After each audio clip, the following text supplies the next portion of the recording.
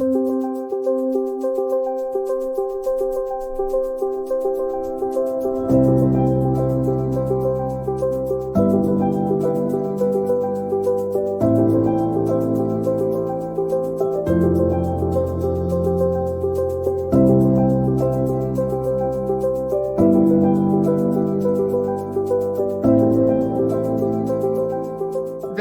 to the Objective Recovery podcast, where we talk about addiction and recovery very open-mindedly.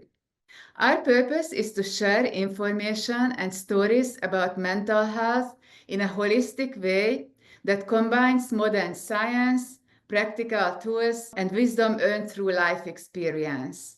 If this sounds interesting, please subscribe to the channel and comment. We would love to hear what you think and are curious about. Today, my guest is 𝗵𝗶𝗴𝗵𝗁, who has over 3 decades of recovery and has been on a long-term mission to help those who still live with addiction. He has done this as a nurse, recovery expert, activist, and author. He published an exceptionally open-minded and holistic recovery book called the Infinite Recovery Handbook, and also leads a support community on Facebook named Infinite Recovery. I will link these in the description. Keith is currently working on a new book that will provide fresh views on addiction and recovery, and I'm hoping we will get a sneak peek into it today. Keith, thank you so much for joining me today. Please tell us a bit about your experiences and amazing work. Good morning, Henrietta, and thank you so much for inviting me today. It's been a pleasure connecting with you through LinkedIn and almost in the real world over the past couple of years, and I've appreciated the work you do. Very forward, very leading edge, and yeah, you've been a tremendous resource for me. Thank you for that. I identify as a person in long-term abstinence-based recovery from substance use disorder, and that is the way I would introduce myself in a number of settings. So you might hear me say that in certain public forums or even a job interview, unless I am at a peer support meeting where I would identify myself in the traditional kind of grandfathered in way. Hi, I'm Keith, I'm an alcoholic. There's a lot of thought going into such things nowadays, because am I identifying as my problem? Am I identifying as a diagnosis? And to me, it's synonymous with my recovered or recovery status that I say these things, but words are important. And the stigma nowadays in culture and society, interpersonal and self-stigma, is the reason that we are looking at kind of upgrading the language we use. I have been in recovery for, as you said, over 3 decades. And I could look at that, it's been in sort of 3 phases. I began recovery back in the early 90s, the 20th century, in the traditional model, Alcoholics Anonymous 12-step. And if you think about historically, there wasn't a lot of other options back in those days. But I was motivated, I was sincere, and I was ready to change myself. I've become, especially in the work I'm doing now, a believer in the trans-theoretical stages of change, pre-contemplation, contemplation, action, etc. And when I was ready to take action, I was very motivated and got into Alcoholics Anonymous. Was alcohol your only substance problem, or were there other drugs as well? Alcohol, I would say, was my drug of choice. And I think, as we like to say in my clinical work and my colleagues, I was just looking to fill the receptor sites. I wanted to check out from reality. I was a daily cannabis smoker, used recreational drugs at every opportunity. I don't think I ever said no. And so it was, well, alcohol at the end of the day was my drug of choice. It was much more about the escape, the altering of my consciousness. There's many pathways to recovery nowadays, but I settled into the abstinence program and did well. Within 5 years, I had quit smoking cigarettes, began working out, kind of, upgraded my physical health, went back to school and earned a nursing degree, bought a home, and was sort of, 5 years in, had reinvented myself. Do things ever go the way we want to script them? Seldom. But it's been an interesting journey. Did you find anything challenging in working with that program? I questioned everything. It's very much laid out for people who are able to simply go with the flow, to follow directions. They rely on a couple of things. I've really taken a hard look at this. The community, which is easily accessible through meetings. They recommend, strongly suggest that people avail themselves of a mentor, referred to in AA jargon as a sponsor. They encourage knowledge or learning of their folksy but intuitive wisdom about addiction, about recovery, what works. And they seem to randomly line up with neuroscience in ways that has startled me as I've looked back at it.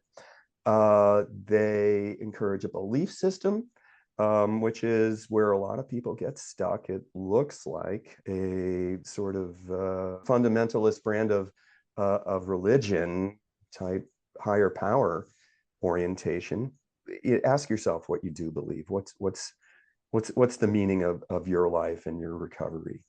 Yeah, And we're much more open-minded these days, the 12-step program. So, as you lived through this. I did not myself, but it used to be like more like a religious type program, and now there it's very open. They say it all the time that your higher power can be anything, even an object or your community mate or anything. So I think that's a good thing. I do as well. And I was at that point in my life when sort of questioning the meaning of my life or of the bigger picture, the larger questions was very relevant for me. The other thing they encourage, which is part of the winning formula, is service.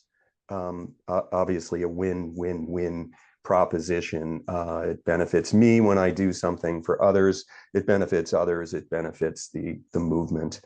Around 10 years into that, I had some experiences that brought me into a broader world. Now, I'd been in nursing school, was kind of scientific minded. How did you decide to get into nursing school, and why did you choose that specifically? I was working in a related allied health field. I was a surgical technologist. I was scrubbing into operations, even as a functioning alcohol user, and was firmly sort of rooted in this scientific mindset. It was a natural progression up the responsibility hierarchy for me to, and I became my mentors, my colleagues were RNs, and a little bit of a leap because there were not as many men in nursing. I had to sit with that, but I also did realize that there might be opportunities to advance in my ability to work with people. In fact, that was kind of one of the things that helped me decide to pursue that. I realized, oh, I can just talk with someone and it helps them. My cat's gonna get the microphone. I'm not careful. He's here. Say hi. Yeah, so there was definitely an element of having more opportunities to work in the field. But what I got interested in about 10 years in was more holistic and alternative perspectives and pursuits. I studied some forms of energy healing, and quickly realized that there's so much more than what we see, hear, feel, taste, and smell with our five senses. And this sort of played into the, that belief system, that higher power thing. Maybe there's, maybe I can tie all these dots together at some point. But I did become very holistic minded, just became a voracious reader of all sorts of things where science and alternative and spirituality intersect. So that was sort of the second phase of my recovery. And then going back about 10, 12 years, I became involved in work more in the personal development, personal transformation, mostly science-based, but again, broadly holistic, and became an avid meditator. This is a remarkable tool of transformation, I found, and then just began marrying that with neuroscience, neuroplasticity, the epigenetic model, and some more slightly exotic perspectives on have to do with perhaps the Zen element of quantum mechanics. So that's kind of an overview of my recovery. I became a different version of myself. I am someone who is not, I don't feel like I have addiction, but also at the same time, well, wouldn't that beg the question, so why don't you have a glass of wine occasionally? And what I have is a conviction, and it's just who I am now. I would not alter my consciousness willingly for anything. So did you struggle with those urges and the temptation, or for you it was just, once you decided that you wanted to change, it was really like a very, very, very dramatic change, and you never looked back? It was actually in the first year of recovery, profound change that I was just showing up every day. But in these later years, as I've begun the writing, and I wanted to kind of reverse engineer this. All right, how does this work? People are not commonly having this kind of conversion or transformation experience.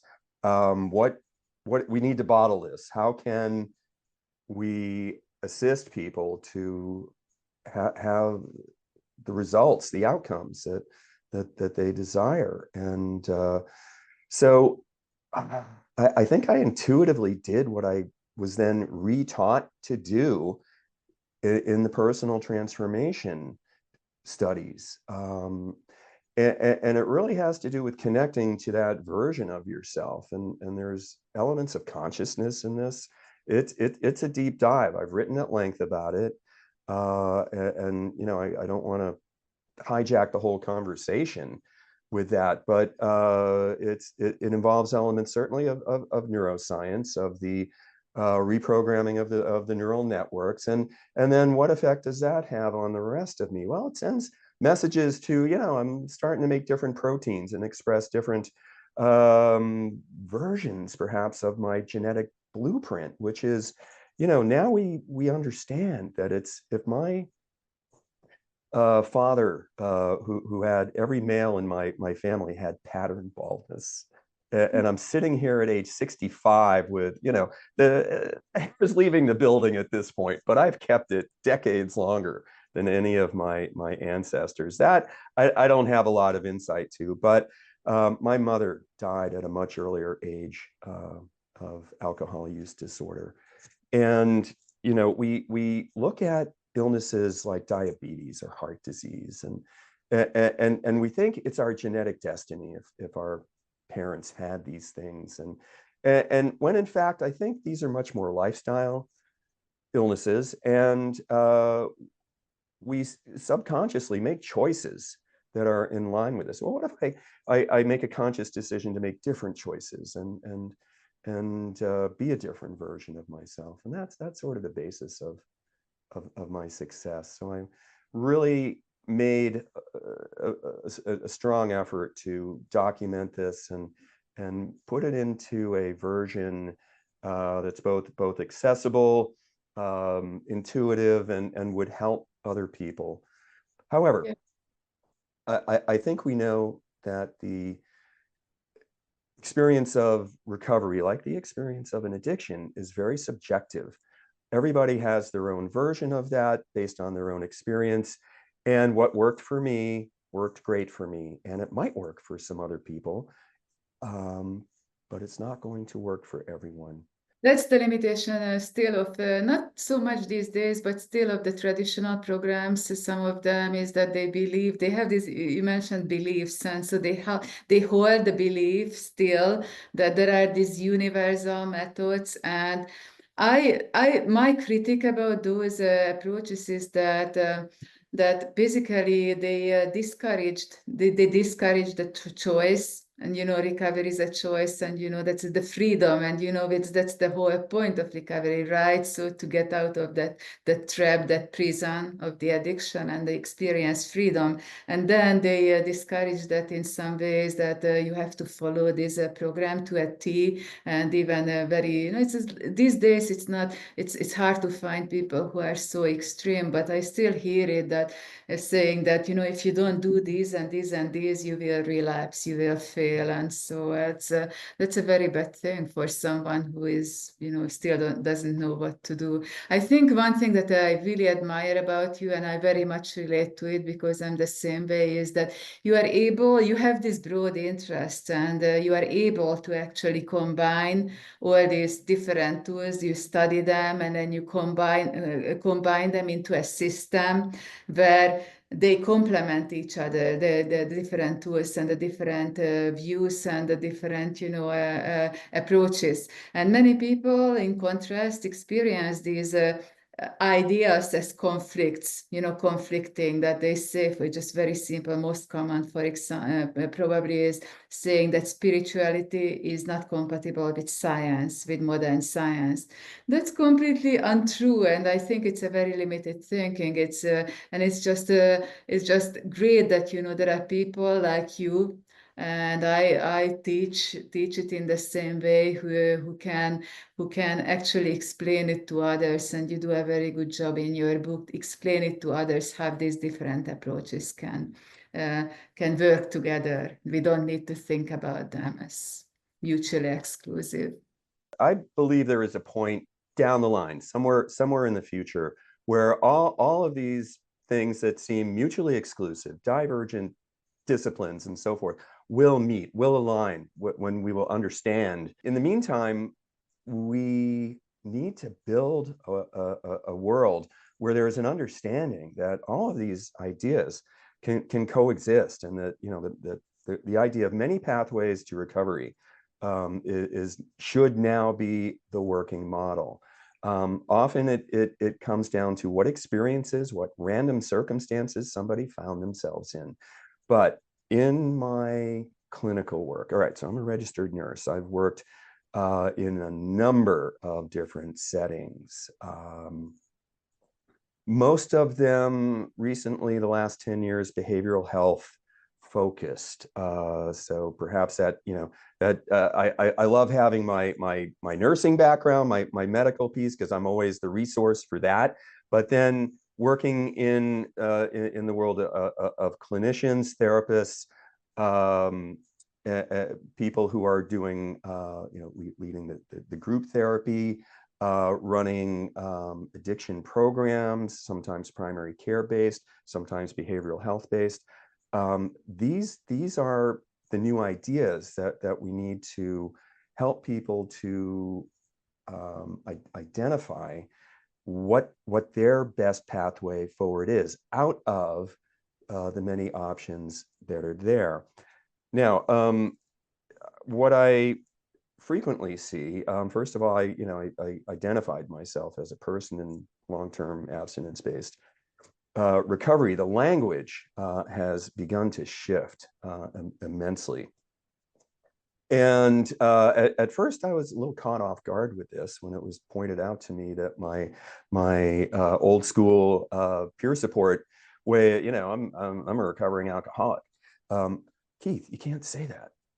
Oh, well, let me get this straight. So all the folks that went to, learned about this in school, read about it in books, don't have lived experience, are not happy with how I refer to myself and the condition I've recovered from. Yeah, that was it, basically. And I had to wrap my head around that, but quickly embracing the advantages and how this is going to push back against the stigma. Some people say that recovery is for life, and and they even claim that we should think that we are recovery forever, and we should refer to ourselves as we are in recovery versus recovered. But there are the people who prefer the view that there is an end to the addiction journey and recovery journey, and the rest of it is just life. And I find this really interesting because that can be part of that stigma sometimes, that those that push that recovery is forever. If you don't think about it that way, then it's not the right thinking, and you are more likely to fail and relapse. I prefer myself to look at it, at least for myself, as recovered, and I don't feel that I'm still in recovery. I feel that even though my recovery is much fresher than yours, because it's much more recent.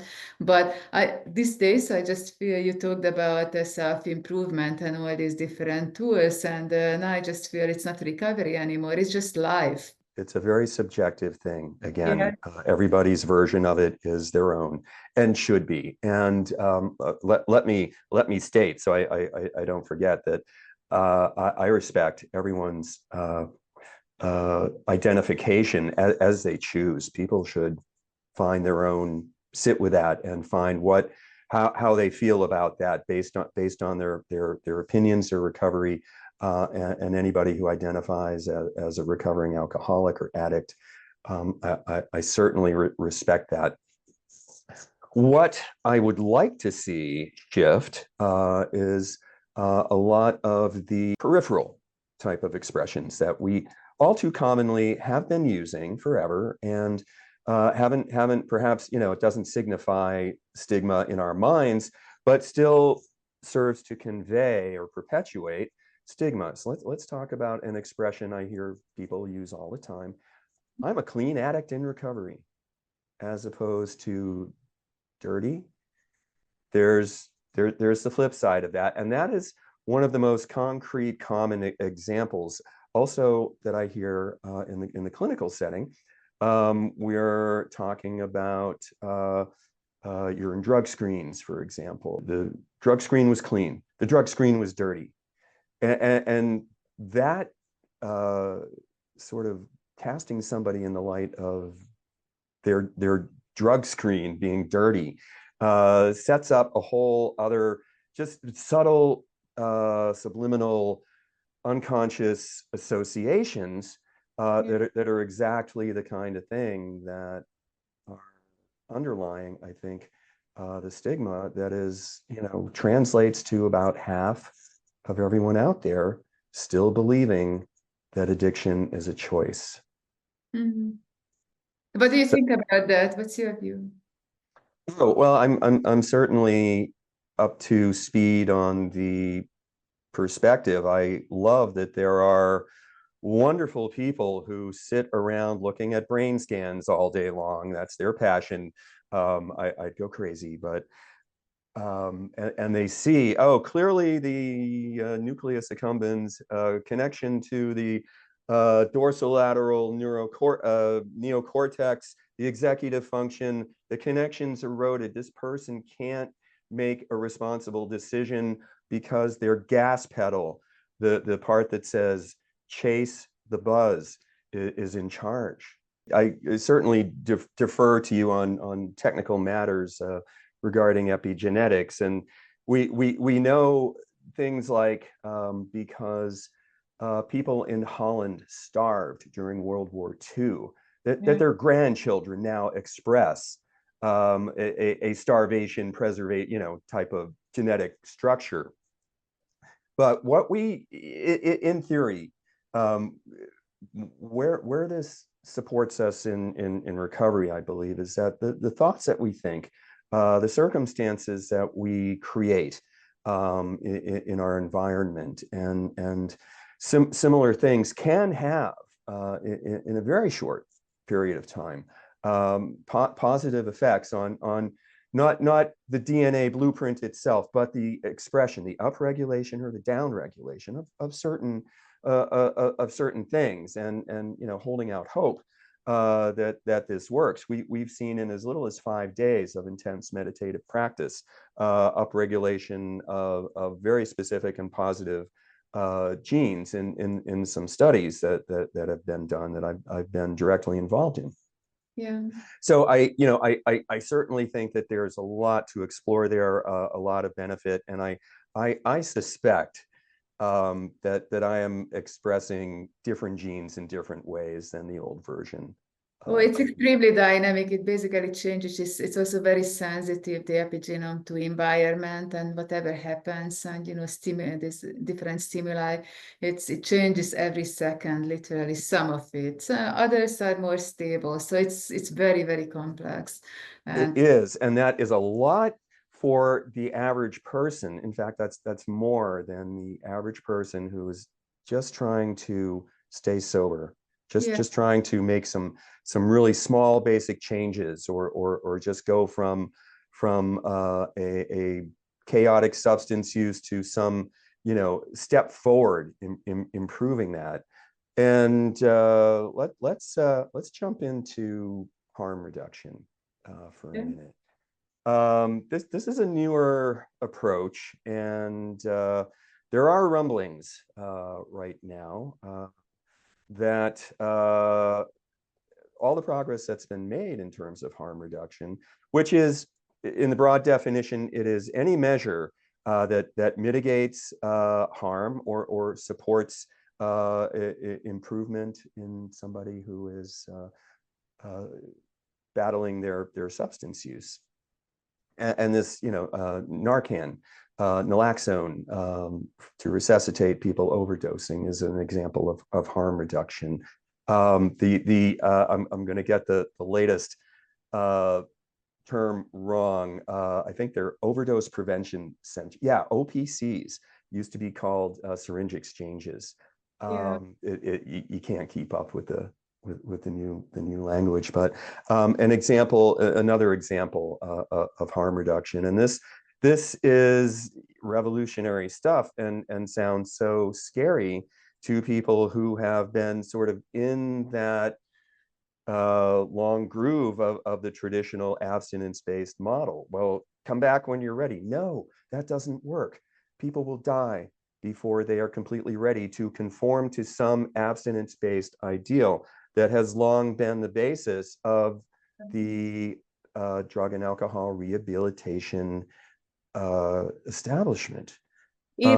Even if they don't die, it takes, if they just chase the abstinence-based recovery and they keep failing, they just delay potentially the recovery if they refuse harm reduction. So I'm a very good example for that, because I completely failed with abstinence-based recovery in the beginning. I just, I tried so many things, different programs and many things, but it's basically all of it failed. And then, so I used harm reduction in the end, in the beginning of my recovery, and that made just everything. So it's basically was a medication. You mentioned a few.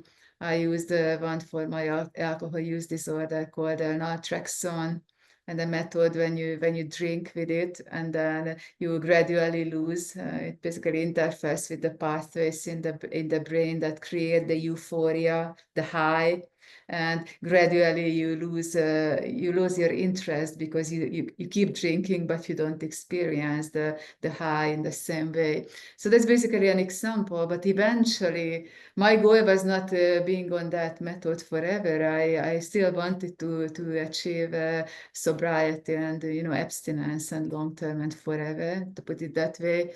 And then eventually I got there. But this harm reduction phase made it so much easier. And basically, I'm very proud that I didn't progress with my substance use to a point when my whole life collapsed around me. And that's exactly what happens to many people. They basically, what triggers very often an abstinence-based recovery, suddenly is some kind of extreme trauma that people go through, their life, it's just basically really, really big losses, and either their health or, relationships, career, anything. So I didn't have that because, it's basically, I think harm reduction can make that bridge. It's basically a shortcut, in my opinion, for people who are not able to jump on the abstinence train right away.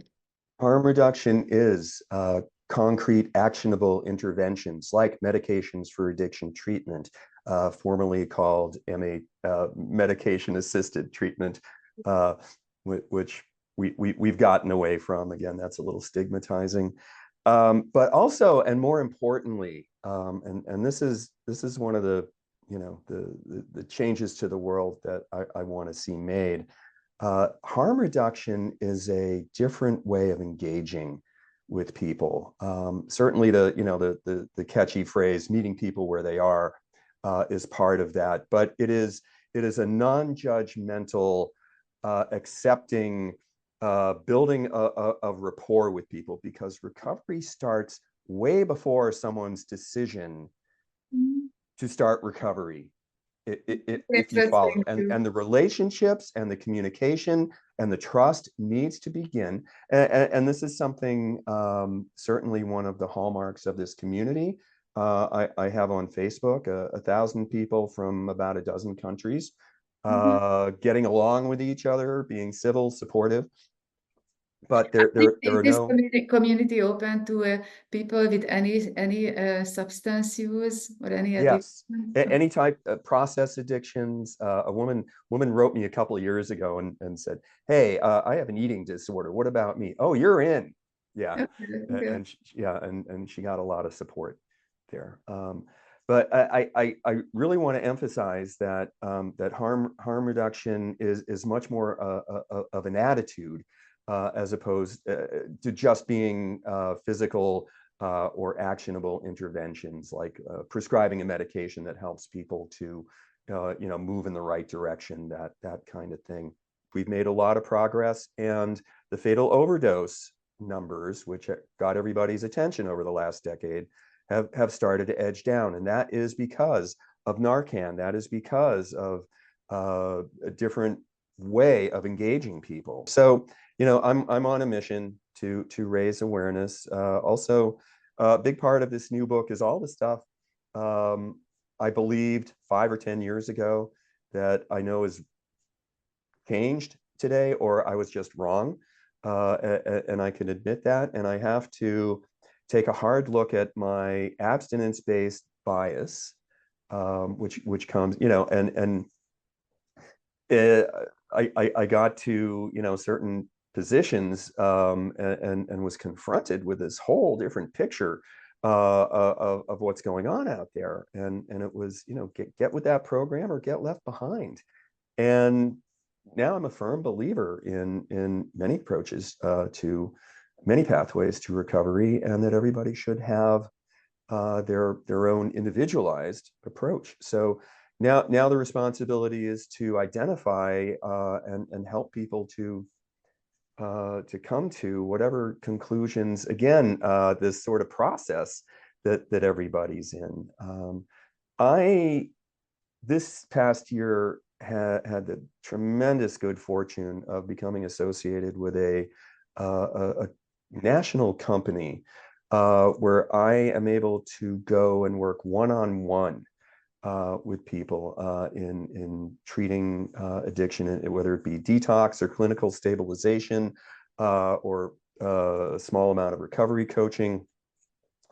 And if anybody's interested in learning more about that, I can certainly be reached through my website. And if you'd like to hear more about that, I'm happy to talk about it. But what I'm learning here is that everybody is on this scale and moving along at their own pace. And there are things that we can do to support that, but projecting the old way of projecting this ideal of what recovery is onto people is no longer valid. We're seeing that it doesn't work.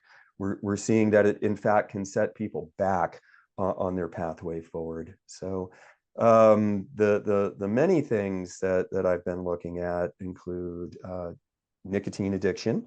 That is now understood to be best addressed in the same time frame as a drug of choice, an opioid or an alcohol use disorder, in terms of long-term positive outcomes. We lost a tremendous amount of opportunity when hallucinogens and psychedelics went on Schedule 1 50 years ago. And we're just starting to make up for lost time. I know people personally who have benefited from ketamine therapy. I know people engaged in the medicinal use of things like psilocybin for people's benefit, psychiatrically speaking, and in terms of all types of life problems. So it sounds like you will support the use of psychedelics in recovery. Are there people who sort of found a path forward with microdosing and might be doing that daily? I think best practice is a couple days on, a couple days off. I believe somebody shared with me. But aside from a habit of going to something that seems to be working, helping them with treatment-resistant depression or existential crisis or end of life existential crisis or even addiction, obviously supervision, best practice, and I'm not here giving any medical advice, but I think the potential for benefit is tremendous. And so what I'm doing is kind of checking back into the history. Okay, where did things go sideways? What were the problems, and where do things stand now? What are the benefits, and how do we move forward with this? So the last topic that I want to touch upon, just very briefly, because we are a bit short in time, is prevention. So what's your view? Do you think that addiction or substance use disorders can be prevented? In my own experience, there was a tremendous amount of not just predisposition, but occurrences in my life that made me a fertile vessel for substance use disorder. And when I had what I term my best drink ever on one occasion when I was about 13 or 14 years old, it was the warm hug I'd been waiting for my entire life. So can we support people to be happier and have better mental health? Yeah, but that's a big complex issue. In the community where I am, they are just all about prevention, and it doesn't seem old men and uniformed law enforcement going into schools fail, massive fail. And they wind up bringing the community's best experts and clinical people into a meeting where they're talking about what are the kids going to do on vacation, and well, okay, I'll call me if you want to talk about the real problems. I think that it really has to be societal. First of all, recovery is cool. We know that. But not everybody's gotten that memo yet.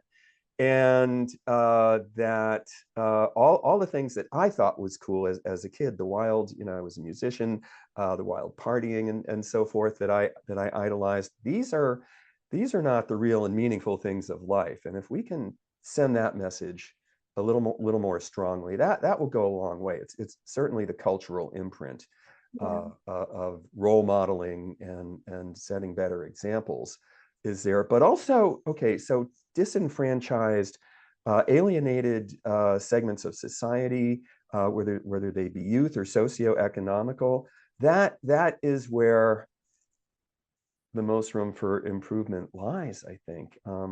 People who who have problems, I describe an addiction as a behavior, as in a substance use, that solves a problem in the short term. Okay, if I'm putting a Band-Aid on my emotional pain, well, that Band-Aid's going to be tempted, and it doesn't come with a warning label that says that short-term solution will become a problem in the long term. I will lose control, dependency will follow, upward recalibration, it will take more and more and more until it doesn't work. And so I guess knowledge. Okay, so Keith, thank you so much for coming on here today. Oh, thank you, Henrietta. And for all the amazing work that you have been doing. And so as I mentioned, we'll put the contact information and on your links in the description. And so how can people contact you in any way directly? My website is infiniterecovery.org. That's Just an easy way. My web guy is pretty good. And if you Google my first name and the keyword recovery, actually I'm a high result. So yeah. And your community, is that open to anyone if someone wants it is on Facebook, however, so that's the one caveat. But yeah, it's searchable. Anyone can find it, and that is called the Infinite Recovery Support and Discussion Group. Okay, thank you. We will put a link for that as well. So again, thank you so much, and I really enjoyed this discussion. And again, it's kudos to you for spreading the word about and having this holistic view. You really right back at you. Thank you so much for this forum and everything.